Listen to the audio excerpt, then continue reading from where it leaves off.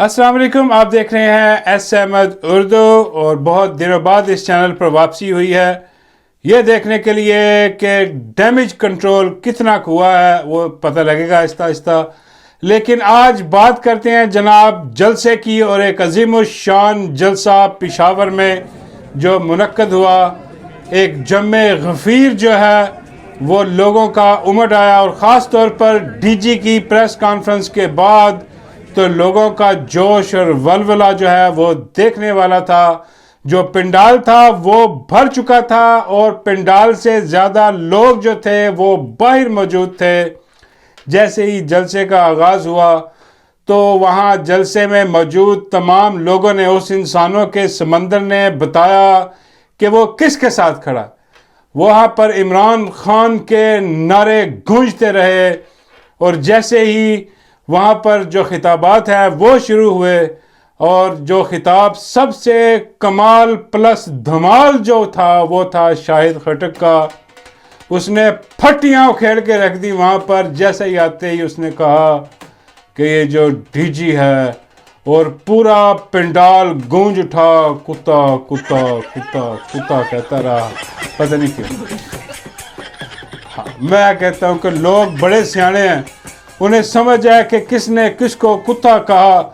और वहाँ पर जो पोस्टर लगाए गए, वो जो बैनर्स थे, वो जो लोग हाथ में प्ले कार्ड उठा के लाए थे, वहाँ पर भी लिखा नज़र आ रहा कि मस्जिद में बांधने वाले जो है कुत्ते, वो कुत्ते हैं असल। और वहाँ पर जो खिताब किया शाहिद खटक ने, उसने ऐसी तैसी पट के रख दी जितना वो पाकिस्तान में खड़ा होके कह सकता था वो उसने कहा। और उसने सीधा ललकारा कि तुम बेगैरत बेशरम लोग हो। ये वो डीजे को कह रहा था, तुम लोग बेगैरत बेशरम हो, जिसने बेगुनाह लीडर को जेल में रखा, उसकी फैमिली को, उसकी वाइफ को जेल में रखा। और उसने कहा कि उसकी बहनें जो हैं उन पे जो जुल्म तशद्दुद हुआ, जो सड़कों पर घसीटा गया, हम इसका बदला लेंगे, ऐसे नहीं छोड़ेंगे इसको, ऐसे नहीं जाने देंगे। और सिक्योरिटी रिस्क जो तुमने करार दिया इमरान खान को, सबसे बड़े सिक्योरिटी रिस्क तो तुम खुद हो। और वहाँ पर धुआंधार खिताब करते हुए उसने सरेआम इनको कहा कि तुम बेगैरत भी हो, बेशरम भी हो। हाँ, और बाबा जी फरमाते हैं कि ये नहीं कहा उसने कि दगड़ दल्ले भी हो।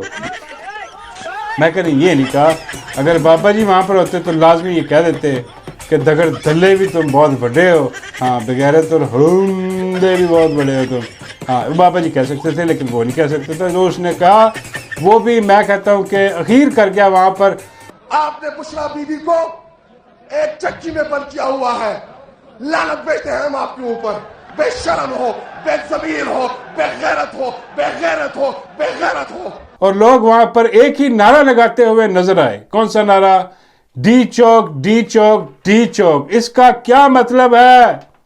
इसका मतलब है कि आवाम जो है वो तैयार है डी चौक जाने के लिए, फिर से ये जानते बूझते हुए कि 26 नवंबर को डी चौक पर जो कत्लो गलत की गई, जो सीधी गोलियां मारी गई, जो बेगैरती, बेहिसी और जानवरों वाला सलूक जो किया गया इंसानों के साथ, ये देखते हुए भी लोग नहीं डर रहे। और वो कह रहे कि फिर से डी चौक और डी चौक जाएंगे, और इनको जो है ना ऐसी की तैसी इनकी पट के रखेंगे।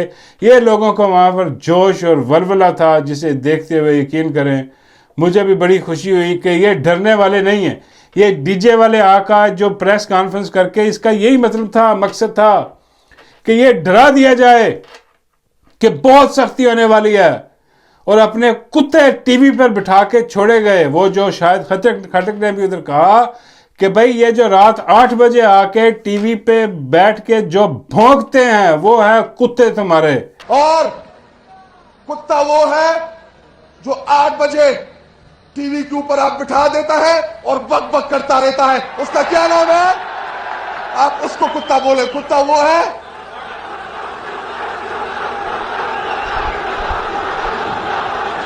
वो कह रहा था वाटा को, वाटा वर्गा कुत्ता जो है वो आके वहां पर टीवी पे बैठ के बकवासियात करता और कहता यूं कर देंगे, वो कर देंगे और ख़त्म करके रख देंगे हर चीज़ को।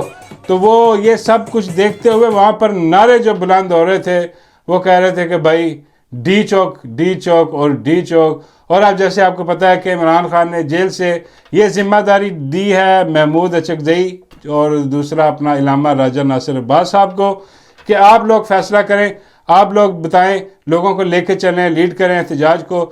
تو انہوں نے جو ہے وہ وہاں پر انہوں نے بھی خطاب کیا, اچکزئی نے وہاں پر پشتو میں خطاب کیا. یہ عجیب سی بات تھی کہ بھئی پشتو میں خطاب کیوں, اردو میں خطاب کرو تاکہ سب کو سمجھ آئے.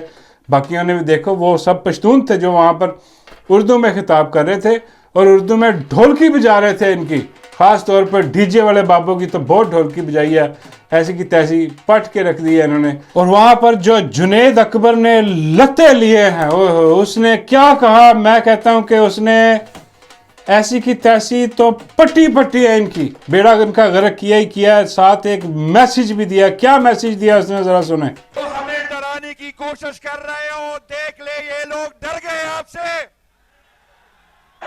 بھائی جان, یہ آپ کی غلط فہمی ہے, آپ کی نسلیں ختم ہوگی لیکن عمران خان کا نام رہے گا. آپ جو بھی بیانیہ بنانے کی کوشش کر رہے ہیں وہ آپ کے منہ او جیو جنید اکبر, میں کہتا ہوں کہ چھا گیا جو اس نے کہہ دیا کہ تمہاری نسلیں ختم ہو جائے گی, خان کا نام رہے گا. یہ جو جھوٹا گندا بیانیہ تم بنانے کی کوشش کر رہے ہیں تمہارے منہ پر دے مارا جائے گا. اور آج عوام کی عدالت میں کھڑے ہو کر ڈی جے کا بیانیہ اسی کے منہ پر دے مارا گیا. اور یقین کیجئے سچ کہا اس نے کہ واقعی اب ان کی نسلیں ختم ہو جائیں گی لیکن خان کا نام ختم نہیں ہوگا. اور یہ جو خان کا نام خراب کرنے کی کوشش کر رہے ہیں ہو ہی نہیں سکتا. یہ ان کی نسلیں ختم ہو جائیں گی, یہ نہیں کر سکیں گے. یہ 3 سال سے یہی کوشش کر رہے ہیں لیکن نہیں کر سکے. اور یہ تب بھی فیل تھے, یہ اب بھی فیل ہیں.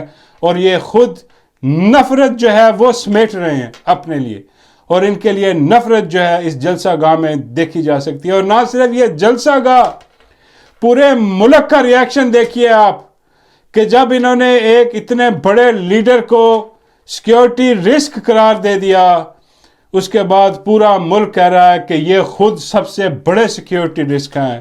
یہ وہ لوگ ہیں جنہوں نے ظلم برپا کیا ہوا ہے اس ملک پر, جنہوں نے بندوق کے زور پر قبضہ جما کے رکھا ہوا ہے اس ملک پر. اور جناب یہ سلسلہ جو ہے وہ آگے چلا, اور آگے چلتے ہوئے جیسے ہی سہیل افریدی آیا تو اس نے ایک نیا نام ڈی جے والے بابو کو دے دیا.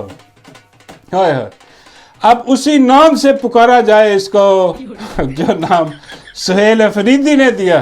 کیا نام دیا ہے, اس نے کہا ہے کہ یہ سیاسی کوا ہے, بول رہے ہو تیرے. اور یقین کیجئے کہ جیسے ہی اس نے یہ نام دیا تو ڈی جی کی تصویر آپ کے ذہن میں بلکہ سامنے لگی, دیکھیں اور پھر کوے کو دیکھیں اور پھر ڈی جی کو دیکھیں پھر کوے کو دیکھیں تو ایک ہی لگتا ہے کام. کہ اس نے ٹھیک کہا کہ یہ سیاسی کوا جو ہے, ہاں یہ سیاسی کوے اس نے کہا. اور کیا پورا میسج کیا پیغام تھا, اس نے کہا کہ بھائی ہم اقبال کے شہین ہیں. ہاں ان جو سیاسی کوے ہیں نا ان کے منہ ہم نے نہیں لگنا, ہم نے اپنا مقصد جو ہے وہ اس پہ نظر رکھنی ہے. یہ سیاسی کوے اسی لیے آتے ہیں کہ یہ بھٹکا سکیں, کہ ہمارے جو مقصد ہے اس سے الجھا سکیں, کہ لیکن نہیں, سیاسی کوا اس نے جو قرار دیا. اور بابا جی فرماتے ہیں کہ واقعی بھائی ڈی جے والا بابو بلکہ اب تو سیاسی کوا ہی آئی ہے, اس کو سیاسی کوا ہی کہنا چاہیے.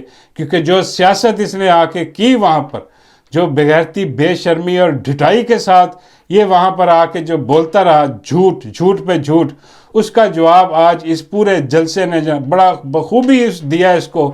اور آج یہ وہاں پر یقین کریں کہ مرچیں لگی ہوگی ان کو ٹیسن. کیوں یہ زیادہ مرچیں کیوں لگتی ہیں؟ کیونکہ عوامی گیدرنگ ہے. عوام کے بیچ میں کھڑے ہو کر 4 دیواری میں کمرے میں اپنے ٹٹو سامنے بٹھا کر پریس کانفرنس کر کے نہیں, یہ عوام میں نکل کر عوامی نمائندوں نے اس کی منجی ٹھوکی ہے آج ڈی جے والے بابو کی اور اس جھوٹے بیانیے کی.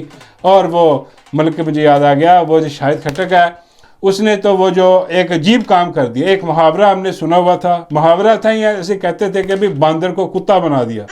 اس نے کر دکھایا آج وہ جلسے میں کھڑا ہو کے اس نے وہ ڈنٹونک والے باندر کو کتا بنا دیا. اس نے کہا کہ یہ 2 کتے جو آئے تھے جنہوں نے پریس کانفرنس کی تھی, ان کتوں نے، ہاں وہ ایک کتا عطا تارڑ اس نے کہا اور دوسرا اس نے کہا کہ خواجہ آصف، وہ یہ دو بکواس کر رہے تھے، یہ بغیرت بے شرم لوگ جو وہاں پر کھڑے ہو کے بکواسیات کر رہے تھے. انہوں نے وہ دو کتے بٹھائے تھے پریس کانفرنس کے لیے، وہ عطا تارڑ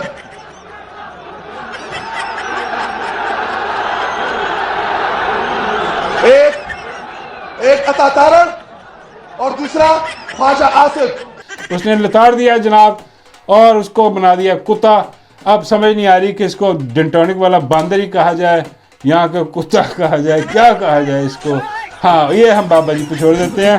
بابا جی کہتے ہیں میں کوئی مکس کر کے نیا نام نکال دیتا ہوں اس کا، باندر بھی تے کتا بھی. بلے بلے بلے، زبردست ہو گیا، مزہ آ گیا، چھا گیا. یہ مومنٹم جاری رہنا چاہیے، جلسے اس طرح ہونے چاہیے اور یہ جلسوں کو آہستہ آہستہ ڈی چوک کی طرف جانا چاہیے انشاءاللہ.